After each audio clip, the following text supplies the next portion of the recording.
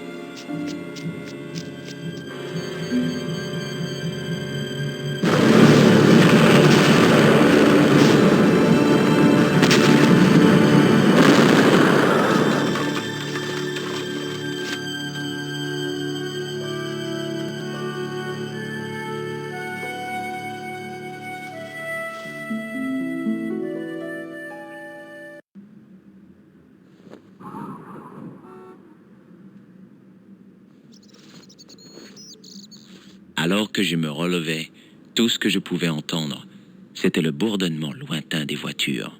La vie continuait autour de moi, mais cette explosion allait bouleverser mon existence.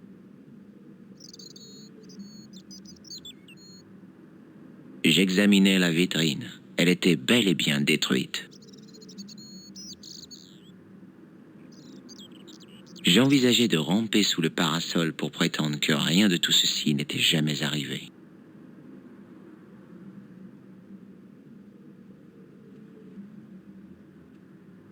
Je pensais à redresser la table, puis je me suis dit qu'il ne fallait pas toucher aux preuves.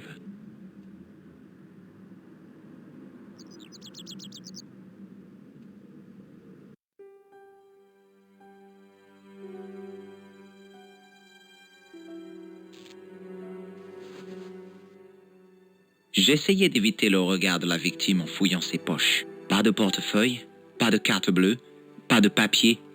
Le passé de cet homme était une page blanche.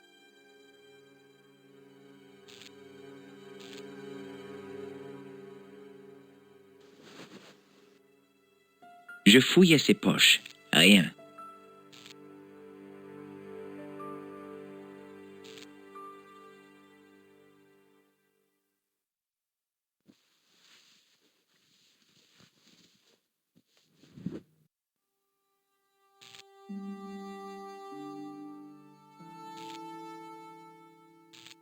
Oh, ma tête! Je recommencerai plus. Combien de bouteilles j'ai bu? Non, ne me dis pas. C'est quoi ton nom, chérie? George Stobbart, mademoiselle. Oh, un Américain. Elle avait posé la question innocemment, mais je sentis immédiatement une certaine réserve. C'était une attitude que semblaient avoir tous les Européens. Vous m'avez l'air assez démonté. J'ai surtout besoin d'un bon remontant. Je me sens malade, vaseuse, courbaturée, et je me souviens même pas de la fête. Détendez-vous, vous êtes tombé dans les pommes. Ce n'est pas vrai. Que s'est-il passé? Il y a une explosion, essayez de ne pas bouger. Vous êtes docteur? Non, mais je jouais au docteur quand j'étais petit. Vous ne vous souvenez de rien? Non, j'ai besoin d'un verre. Servez-moi un cognac. Sec ou avec de la glace? Passez-moi juste la bouteille avec une tétine dessus. Une petite goutte ne vous fera pas de mal.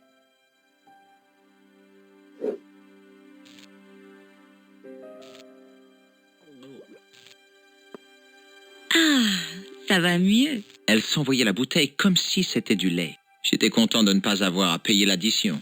Et le client, là, il est mort?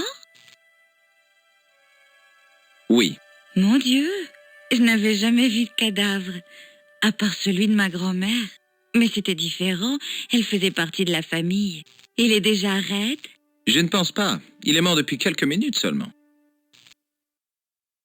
Vous vous rappelez ce qui s'est passé quand le clown est entré? Je me souviens de son horrible musique, ça oui. On aurait dit une marche funèbre. Moi aussi, j'avais horreur de l'accordéon. Le clown a parlé à l'homme au chapeau? Non, il lui a juste ri au nez. Puis il a attrapé sa mallette et il s'est sauvé en courant. Vous connaissiez la victime? Non, monsieur, je l'avais jamais vu. Quelle était l'attitude de l'homme au chapeau? Un peu inquiet, il regardait sa montre, la porte, ce qui se passait autour de lui. Il attendait quelqu'un?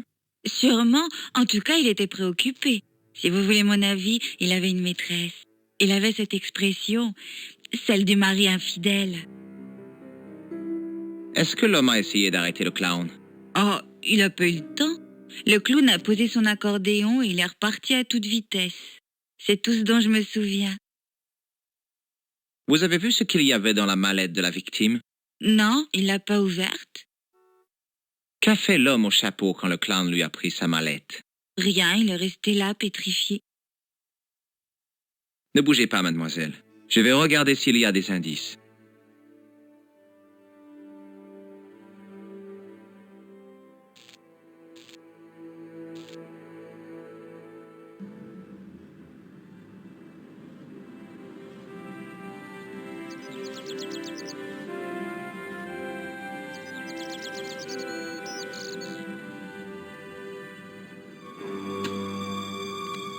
Plus un pas, ne bougez plus. Waouh!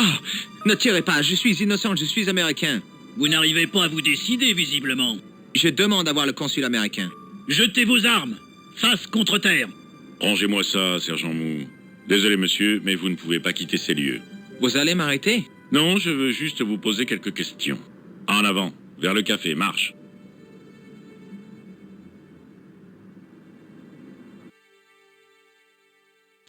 Quel désastre. Cet attentat est scandaleux. Arrêtez ça tout de suite. Arrêtez de retenir votre respiration. Mou, vous avez envisagé la possibilité que cet homme soit mort? Tout à fait, monsieur. Mais je préfère regarder le bon côté des choses. De plus, je connais un cas où le criminel s'en est tiré en faisant semblant d'être mort. Toutefois, dans ce cas, vous avez raison. Cet homme est mort. De toute évidence, le tueur le connaissait. Combien de fois dois-je vous rappeler de ne pas faire de conclusions prématurées? Tout ce qu'on sait, c'est qu'il est mort.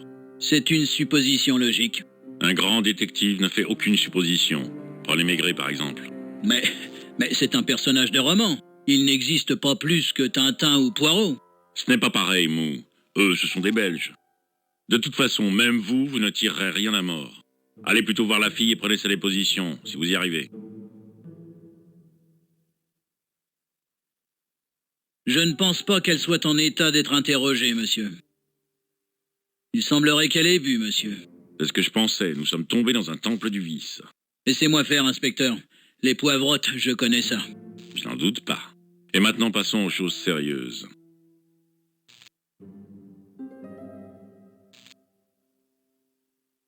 Votre nom, s'il vous plaît.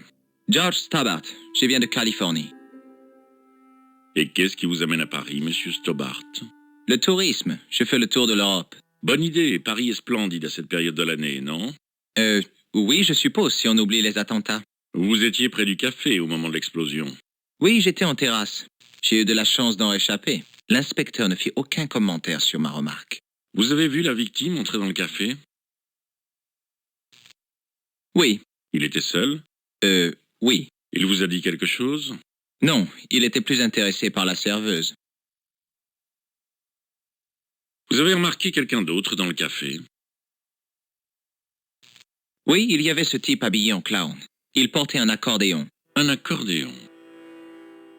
Bien. Les choses commencent à prendre forme. Mais ce n'est pas beau à voir. La fille va bien, Mou? Elle devrait s'en tirer. Si elle survit à sa gueule de bois. Elle ne se souvient pas d'un clown, monsieur. Tiens, c'est bizarre, vous ne trouvez pas? Qui dois-je croire dans ce cas? Eh bien, ça me paraît suffisant. Que voulez-vous dire? Vous ne savez rien, et c'est très bien comme ça. Vous êtes libre. J'espère que ce petit incident ne va pas bouleverser vos vacances. Et ma sécurité personnelle, alors? Vous ne me donnez même pas un conseil? Si, restez vigilants et faites attention aux personnes louches. Et ne traversez pas tant que le petit bonhomme n'est pas vert. Tu parles de conseils? Non, sérieusement, je pense que vous n'êtes pas en danger. Si vous vous souvenez de quelque chose d'important, contactez-moi. Voici ma carte.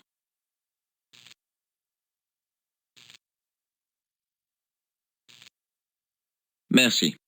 C'est tout. Vous pouvez disposer. Il n'y a pas grand-chose à en tirer, monsieur. Superficiellement, non, mais qu'est-ce qui rôde dans son subconscient, hein? Une fois qu'on ouvre la porte. Vous parlez sérieusement, monsieur? Je croyais que votre intérêt pour les interrogatoires psychiques était purement spéculatif. Spéculatif? Vous allez assister à une découverte scientifique, Mou.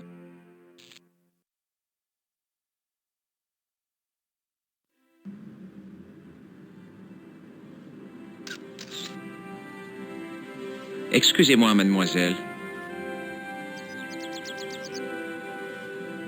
Allô, je m'appelle George Stobart.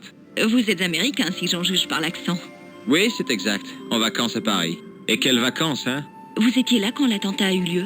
Et pas qu'un peu. J'étais à la terrasse du café. Vous avez remarqué un homme d'âge moyen, à peu près 50 ans, avec un chapeau et un impair? Je n'arrivais pas à le croire. Elle ne m'avait même pas demandé si j'allais bien. Oui, il est entré dans le café juste avant que la bombe explose. Ce n'était pas un parent à vous, j'espère. Ah non, pas du tout. Je suis Nicole Collard de La Liberté. Qu'est-ce que c'est? Une boîte de nuit? Non, c'est un quotidien. Vous êtes journaliste? Je suis photographe-reporter, je travaille en freelance. Dites, vous pourriez m'interviewer au sujet de l'attentat? Vous savez, un témoin oculaire, ça a de la valeur. Quelques minutes après l'attentat qui a ébranlé Paris. Vous savez, du sensationnel, du vécu, ce genre de choses. Merci, mais je me contente de la réalité. Est-ce que vous avez vu qui a déposé la bombe? Je sais que ça a l'air ridicule, mais il était habillé en clown. Oh, c'est pas vrai, encore lui? Et le clown, vous l'avez déjà rencontré? C'est une longue histoire. J'ai tout mon temps. Pas moi. Vous connaissez un inspecteur de police nommé Rosso? Rosso? Je ne sais pas pourquoi, mais on n'arrête pas de se croiser, lui et moi. On pourrait presque croire que c'est volontaire. Vous avez vu Rosso? Il est ici? Il est à l'intérieur, en train d'essayer d'interroger un témoin avec ses pouvoirs psychiques. Quoi? Ce type est trop louche. Yeah. Rosso n'a pas branché quand je lui ai parlé du clown. Comme s'il était déjà au courant. Ça ne m'étonne pas. Rosso est un iceberg. J'ai vu des cheeseburgers qui avaient plus de répondants. Qui était l'homme que vous deviez rencontrer? Son nom était Plantard. Je ne le connaissais pas, mais il m'avait téléphoné la veille. Il a dit qu'il avait une histoire qui devrait m'intéresser. Il m'a demandé de le rencontrer au café. Je suppose que je ne saurais jamais ce qu'il voulait me dire. Non, à moins d'avoir les dons de Rosso pour les interrogatoires psychiques. Pourquoi ne me parlez-vous pas du clown? Pourquoi voulez-vous être mêlé à ça? Parce que ce clown a failli avoir ma peau, ce n'est pas une raison suffisante? Si, sans doute. Écoutez, je vais vous donner mon numéro de téléphone. Vous m'aidez pour mon article et je vous dis ce que je sais. Et qu'une chose soit bien claire. C'est purement professionnel. D'accord, ça marche. Maintenant, il faut que j'aille développer ces photos. À la revoyure. Ah, très bien. À plus tard.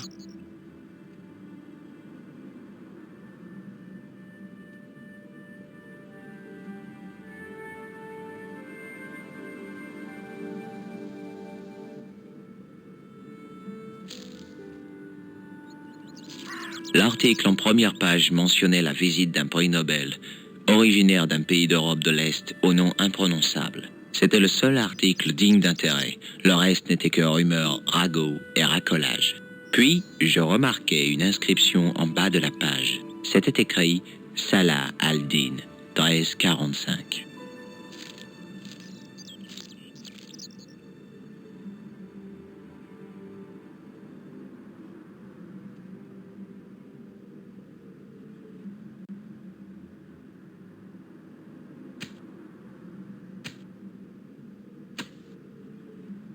Il n'y avait rien dans la tente, à part une boîte à outils.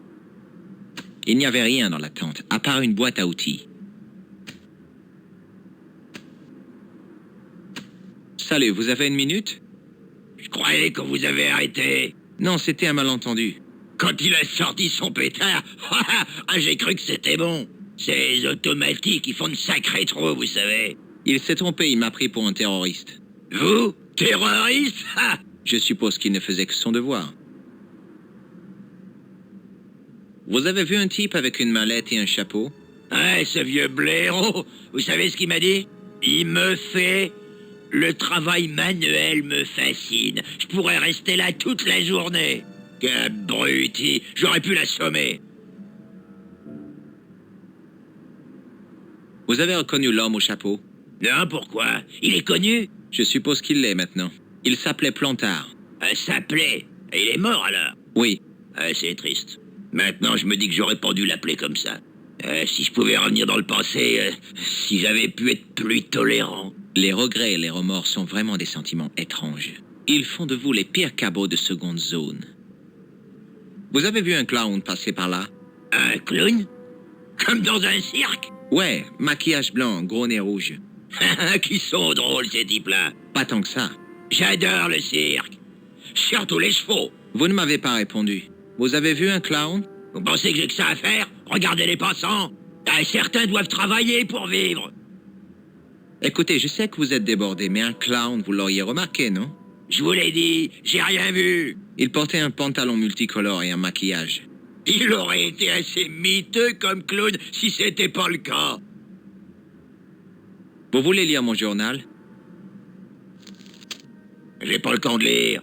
Vous voyez pas que j'ai du travail? Vous pourriez le lire pendant la pause déjeuner. J'ai que 10 minutes, et encore si c'était le patron qui décidait, j'aurais rien du tout. Il me mettrait un goutte à goutte. Comme ça, je m'arrêterai pas pour manger. Prenez ce journal et cessez de vous plaindre.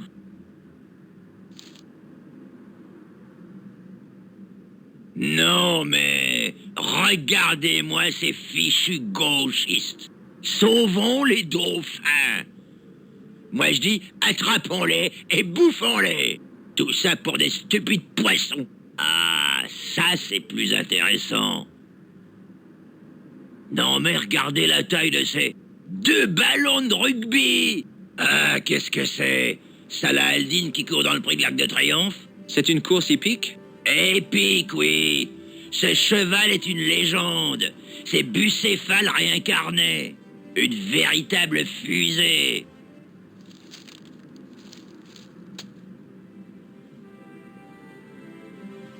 Soyez sympa, surveillez mon trou. Il faut que j'aille mettre de l'argent sur ce canasson.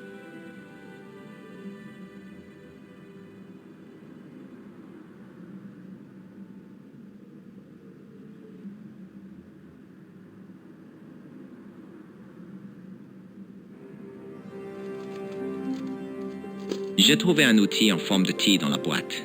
Je ne savais pas ce que c'était, mais je savais que ça pourrait être utile.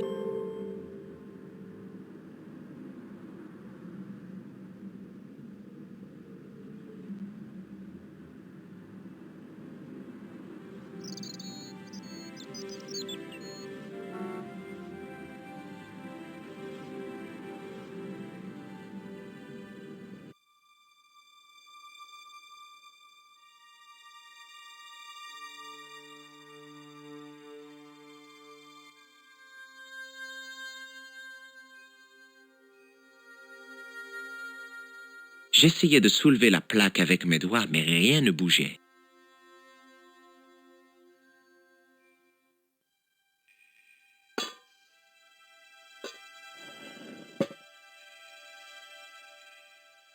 Je soulevais la plaque et je pouvais voir, ou plutôt sentir, l'entrée d'un égout.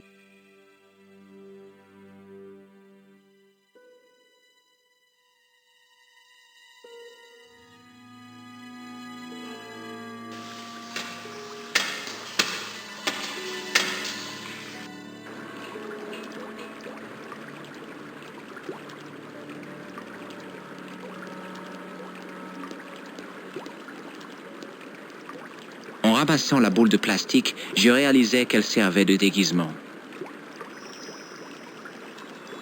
C'était le nez rouge du clown.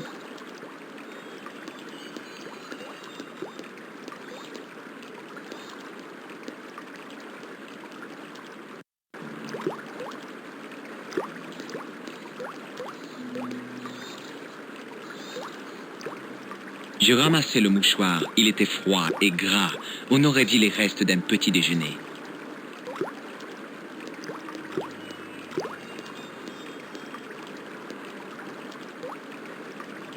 Je saisis l'objet accroché à la pointe du barreau.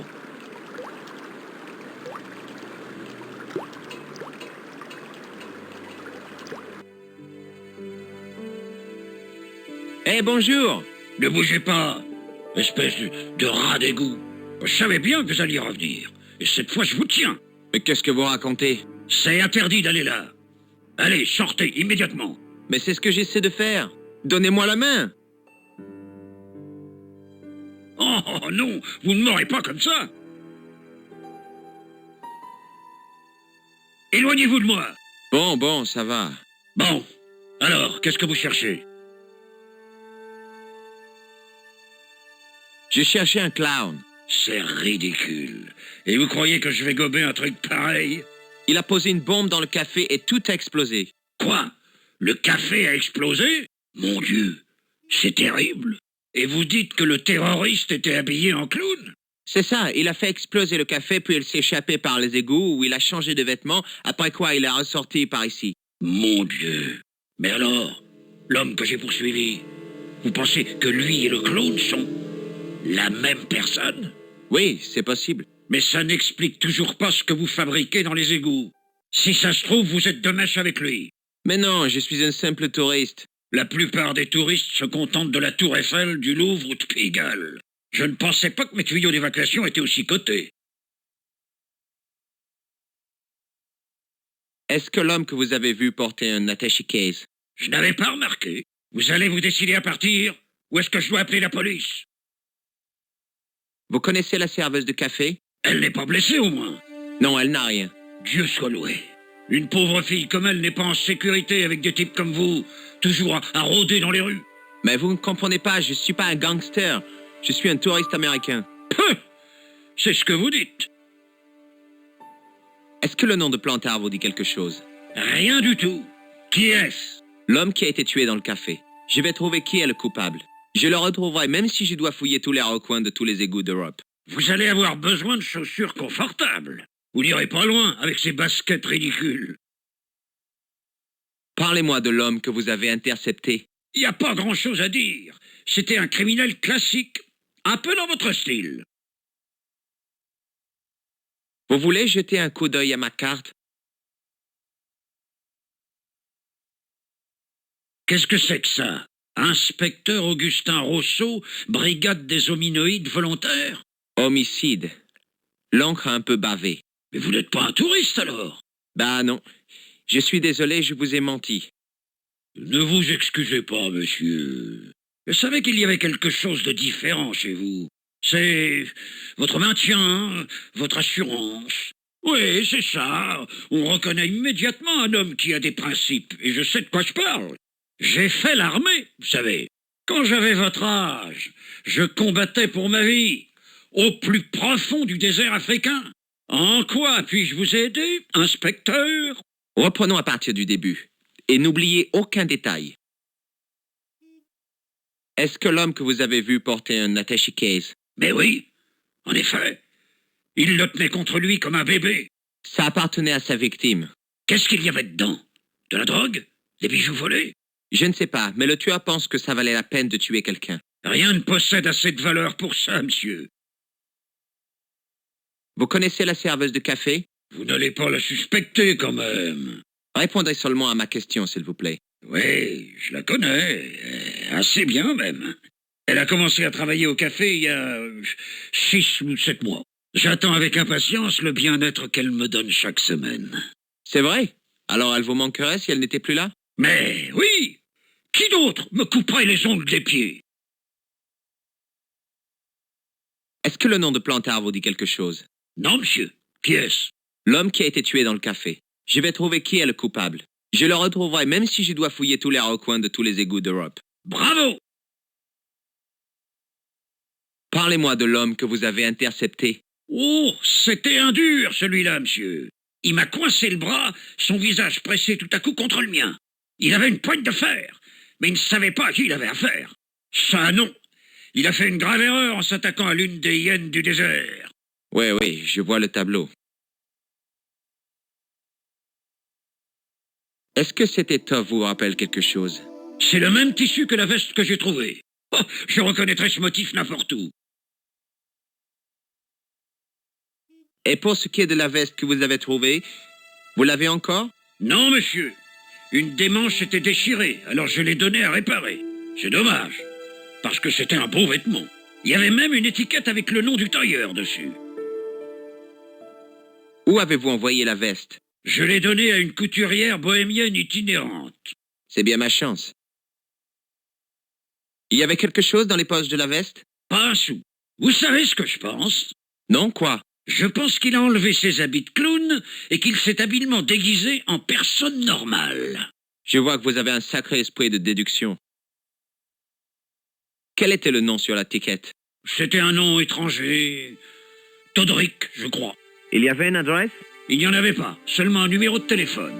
Dommage qu'il soit impossible de retenir un numéro de téléphone qu'on a vu seulement une fois. 74 98 08 59. Vous êtes sérieux? C'est son numéro de téléphone? Tout à fait. C'est un petit truc que j'ai appris dans le désert. C'est un chef Touareg qui m'a appris cette technique. C'est incroyable. C'est assez pratique au supermarché. Est-ce que j'ai droit à une récompense? L'honnêteté est une récompense en elle-même. Alors je suis content de ne pas avoir à compter sur l'honnêteté pour payer mes factures.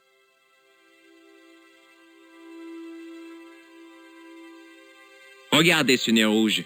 On dirait un nez de clown. Précisément, il a dû le perdre dans le feu de l'action. À moins qu'il ait voulu le laisser pour vous. Pourquoi aurait-il fait ça? Pour vous permettre de vous boucher le nez. Ce mouchoir vous dit quelque chose? Non, monsieur, c'est dégoûtant. Mais qu'est-ce qui vous prend de me montrer une horreur pareille? Quelqu'un s'est vidé le nez dedans? Il faut que j'y aille. Merci pour votre aide. Grâce à vous, les habitants de Paris pourront dormir tranquilles ce soir. Vraiment? Je n'ai fait que mon travail, monsieur. Bonne chance, inspecteur. J'espère que vous attraperez vite le tueur. Je vais vous laisser sortir.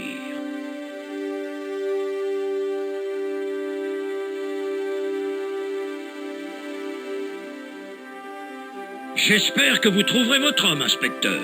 Moi aussi.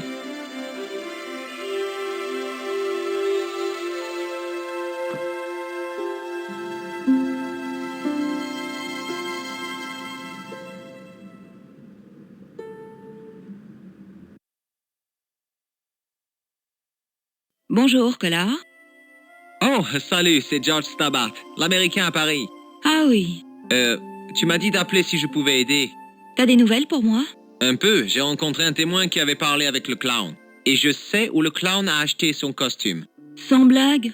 Eh, tu m'impressionnes. Ah ouais? Bon, ça n'a pas été facile. Écoute, pourquoi ne viendrais-tu pas à mon appartement? Entendu, où est-ce? 361 rue Jarry. D'accord, j'arrive.